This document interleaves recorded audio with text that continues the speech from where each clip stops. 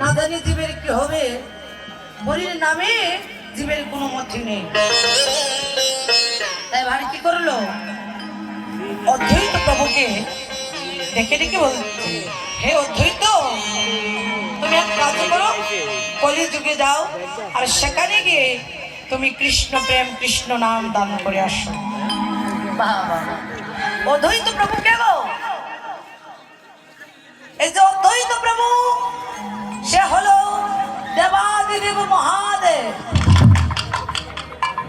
দেবাদিদেব মহাদেব, কিন্তু তিন যুগে যিনি মহাদেব ছিল, তিনি কেন কলির যুগের মধ্যে অদ্বৈত হয়ে জন্মগ্রহণ করলেন? কেন বাবা? তার একটা কারণ আছে। সেই কারণটা হলো, একদিন মহাভারতের যুদ্ধ সমাপ্ত করে ধর্মরাজ যুধিষ্ঠির রাজস্ব যজ্ঞ করেছিলেন পাপ থেকে মুক্তি পেতে।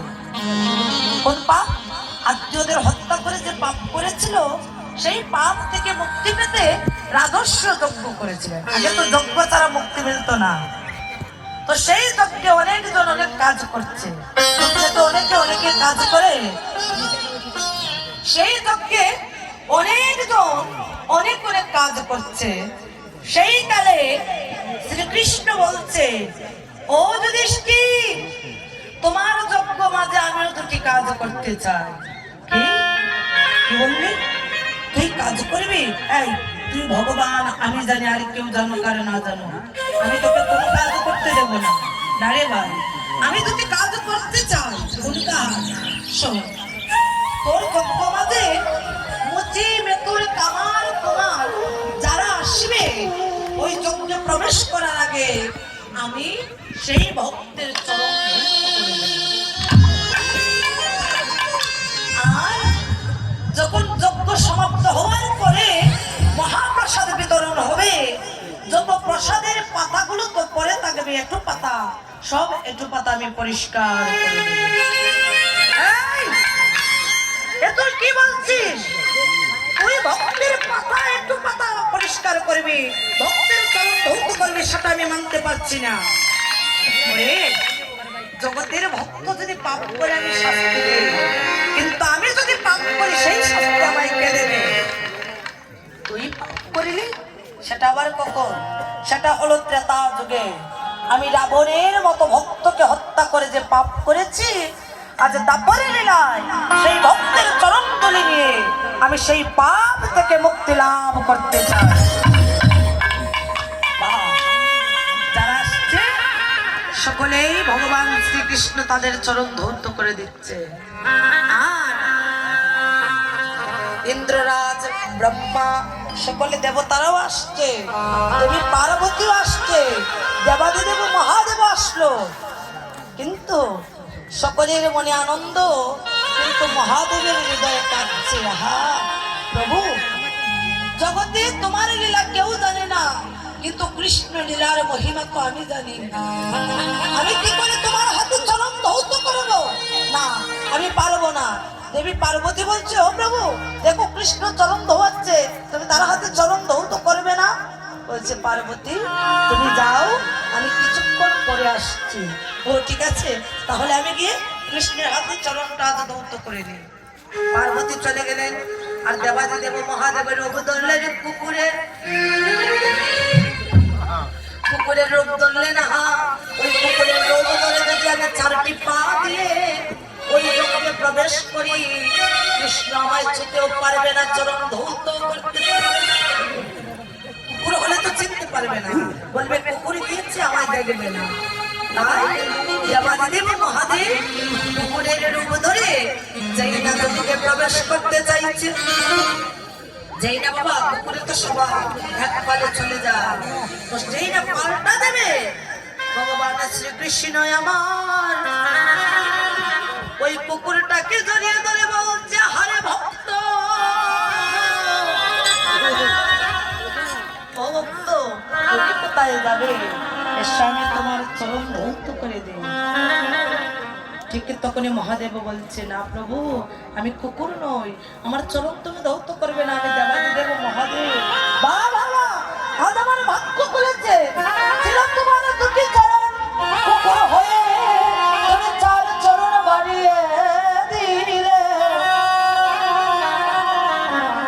ছিল তোমার দুইটি চরণ আর কুকুর হয়ে তুমি চারটি চরণ বাড়িয়ে দিলে আমার ভক্তকে এসো মহাদেব আমি তোমার চরণ ধরে সেই দিন দেবাদিদেব মহাদেব বলল প্রভু তুমি তো আমায় ছাড়লে না আমি তোমায় বলে যাচ্ছি এই দিন যুগে আমি ছিলাম মহাদেব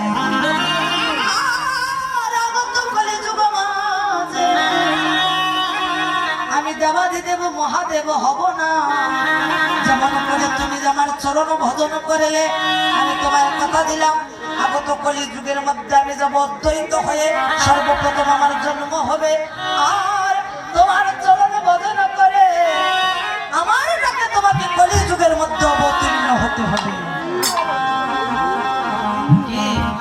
কলির যুগে সর্বপ্রথম এসেছিল দেবাদিদেব মহাদেব যিনি অদ্বৈত হয়ে জন্ম নিয়েছিল আর কেন এসেছে কলির যুগে সর্বপ্রথম আসার কারণ হলো কি লীলা দর্শন করা কোন লীলা রাসলীলা কলিযুগে রাসলীলা আছে কি গো বাবা কলিযুগে রাসলীলা আছে হ্যাঁ আছে ভক্তের মেলা যেটা সেটাই হলো রাসলীলা সকল ভক্ত বসে আছে না সেইটা হলো কলিযুগের রাসলীলা দেখো দেবী পার্বতী রাসে যেত ভগবান শ্রীকৃষ্ণ রাসলীলা করতো আর পার্বতী রাসে গিয়ে মহাদেবের কাছে গল্প করতো যে রাসে কত আনন্দ হয় তাই মহাদেবেরও একদিন লোভের লালসা বেঁধে গেল যাবো রাসলীলা দর্শন করবো কিন্তু কি করে আমি ছলনা করে যাবো তাই পার্বতীর কাছে বসে মৌমাছির রূপটি ধরে রাস মণ্ডপে প্রবেশ করেছিল দেবাদিদেব মহাদেব কিন্তু সেইখানে গিয়ে বাবা ধরা পড়ে গিয়েছিল আর সকল কপিলেরা তাকে চোর অপবাদ দিয়ে তাড়িয়ে দিয়েছিল সেই যন্ত্রণা সহ্য করতে না পেরে দেবাদিদেব মনে মনে ভাবলেন আমি প্রাণ বিসর্জন করবো সকল কপিগণ আমায় চোর বললো আমি রাস দেখবো বলে সেদিন অন্তরে যাবি ভগবান বললে হে মহাদেব তুমি যদি তোমার জীবনে মনে করে ধ্বংস করো তুমি কলিযুগের মধ্যে কি করে যাবে শোনো শোনো আজ তুমি রাসলীলা দর্শন করলে না কিন্তু আগত কলিযুগের মধ্যে যেখানে আমার ভক্ত বলে নৃত্য করবে নামে প্রেমে বেসে যাবে সেটাই হবে তোমার কলিযুগের রাসলীলা সেইটা হবে তোমার কলির যুগের রাসলীলা যাও দ্রুত তুমি কলির যুগের মধ্যে যাও আর সেখানে গিয়ে ভক্তকে কৃষ্ণ নাম কৃষ্ণ প্রেম দান করো আসিয়ায়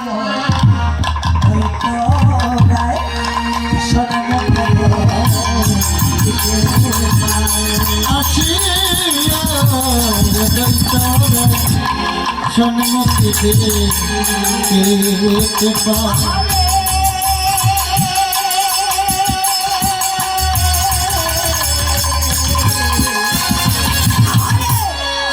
আসিয়ালো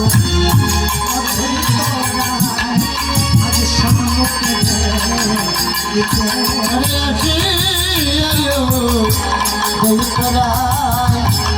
সন্মুখে দিতে পা আমার কলির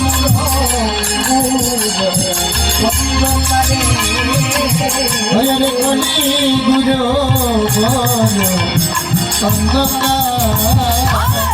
আমার কলির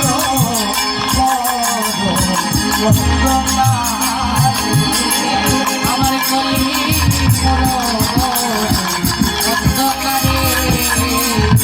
আসিয়াও ধৈতরায় সন্মুখে দেখিতে পায় কলি বুড়ো বুড়ো অন্ধকারে অদ্বৈত প্রভু এসে দেখলো কলির যুগের লোকেরা চোরকে মুক্তি দিচ্ছে আর সাধুকে শাস্তি দিচ্ছে ভাব চোরকে দিচ্ছে মুক্তি আর সাধুকে শাস্তি দিচ্ছে বাবা দেখেছো কলির যুগের অবস্থাটা যারা পাপ করবে তাদের মুক্তি মিলবে আর যারা সৎ পথে চলবে তাদের কোনো মূল্য নেই।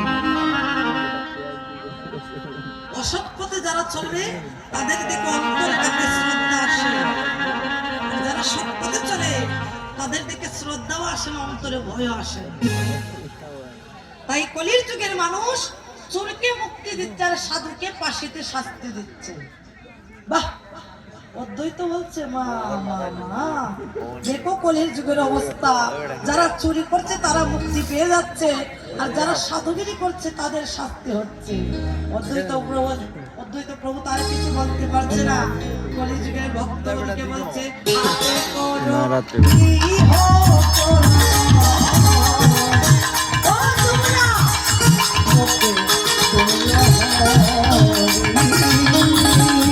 হাতে করো গৃহ কর্ম, তোমরা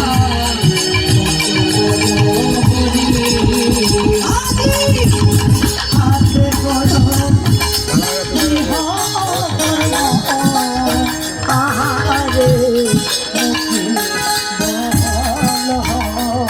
আরে হাতে করো গৃহ কর্ম, ও তোমরা বল হরি ও রাজো অনায়াসে দিয়ে যাবে অবসিন্ধু, পারিব তোমরা অবসিন্ধু পার। ওরে অনায়াসে দিয়ে যাবে পব সিন্ধু, পারিব পব সিন্ধু পারিব। হাত কর্ম করো আর মুখে কৃষ্ণ নাম করো। ওমা, এই কলিযুগে জনে জনে কবু কৃষ্ণ নাহি মিলে, আর কৃষ্ণ ধনটা মিলে কৃষ্ণ বলে কাঁদিলে। ধনেও নয় জনেও নয়, কৃষ্ণ ধন মিলবে কৃষ্ণ বলে কাঁদিলে। একজন রাজা ছিল, যে রাজার নাম ছিল বলি। একটু সামনে শুনেছি না আমরা সবাই, বলি রাজা। বলি রাজার প্রচন্ড ক্ষমতা, না বলি রাজার এত ক্ষমতা যে নিজের ক্ষমতা দিয়ে স্বর্গমত্ত পাতালটা দখল করে নিয়েছে। বাহ! একা বলি রাজা স্বর্গ দখল করলো, মত্ত দখল করলো, পাতালও দখল করে নিল। বাহ! স্বর্গ থেকে দেবগণ বলছে প্রভু, আরে ও প্রভু, দেখো দেখো, বলি রাজার অত্যাচারে আমরা দেবগণ স্বর্গ থেকে বিতাড়িত হয়ে গেল।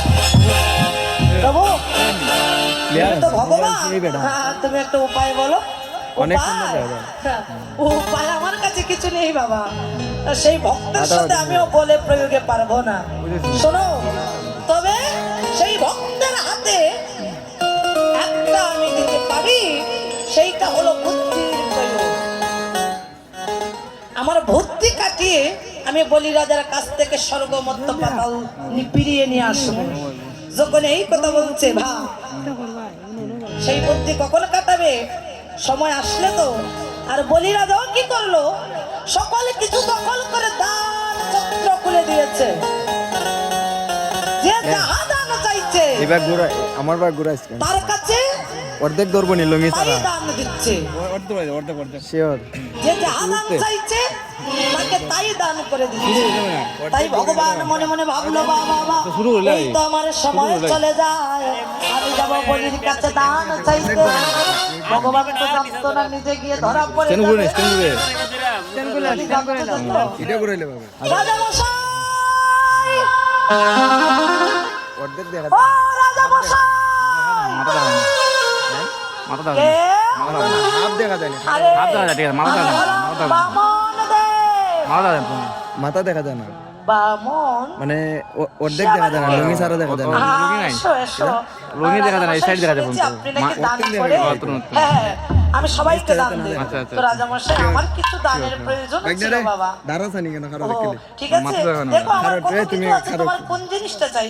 আরে ওই দান তো সেই দান নয়, আমায় দান দিতে হলে তোমাকে আমার কাছে ত্রিসত্তাবদ্ধ হতে হবে। দেখা দেখো দাদা না একটু আমি সবার মতো দান নিই না। বলি রাজার গুরুদেব ছিল অসুরকুলের রাজা শুক্রাচার্য। সে তো ভগবানকে চিনে। অর্ধেক দেখা এই যেত, বলি, অর্ধেক। সাবধান, তুই কি যাও, যাও। সত্যাবদ্ধ হবি না? কেন কেন হবো না? আমি বলছি আমি তোর গুরুদেব, লুঙ্গি দেখা যায়, লুঙ্গি দেখা যায়। তুই দান করবি না। কি তুমি গুরু হয়ে আমায় কুপথ দেখাচ্ছ? আরো দাঁড়ায় আমি চাইছি দান করতে, আর তুমি বলছো দান দেবো না। লেকচার লাগা দিতে না। বন্ধ হয়ে যাবে। তাই আজ থেকে বলি রাজা, তোমাকে গুরু রূপে ত্যাগ করে নিল। সেই গুরু ত্যাগ করা ভালো যে গুরু সৎপথ না দেখাতে পারে। নাম সংকীর্তন তাই এবারে কি করলো? গ্রামবাসী তিন সপ্তাহবদ্ধ হলো। রাজা মশাই, আমি তোমার কাছে শুধু 3 পা ভূমি চাই। আমাদের মা মা মা মা এই বাবা, তোর এই ছোট ছোট পা আর এই 3 পা ভূমির জন্য আমার আমরা কাছে যেন এসেছিস। এই নে বাবা, যেখানে তোর ভালো লাগে নিয়ে নে। হরিনামের মধ্যে দিয়ে যেই না বললো সেই না কাজ। এক পা দিয়ে স্বর্গটাকে দখল করলো, আর একটা পা দিয়ে মধুয়ার মাতালটা দখল হলো। বলি রাজা বলতেছে সাধারণ লোক নয় রে। আমাদের উপর আমাদের গুরু তার কৃষ্ণ 2টি পা দিয়ে 3টি জায়গা দখল করেছে। তাহলে আমি তোমার কাছে চাইবো।